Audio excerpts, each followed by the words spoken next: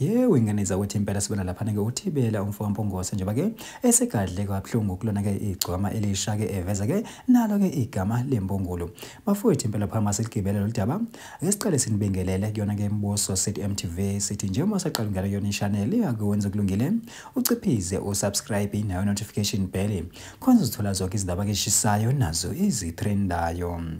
Hayi ke ingane zakwethu impela sibona lapha ke uThibela kumfowabo Mpongose njengoba ke segadle ke iphindelela kulona ke igcwama elisha embiza ke ngayo ke imbongolo.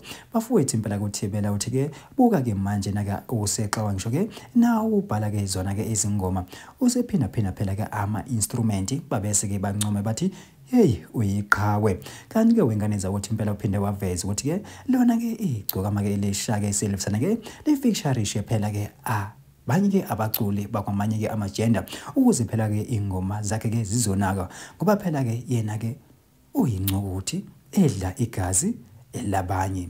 Bafuthu impela kusho kanjalo phana ke uThibela ke umfowabo Mpongose ke ezifaka ke enyameni kulona ke igcokama elisha kanti uphinde waveza ke wengane zakwethu wathi ke impela ke uKhuzani ke wathiwa mangaba ehamba phambili ke edla umhlanganiso kuthi hayi uyazivotela.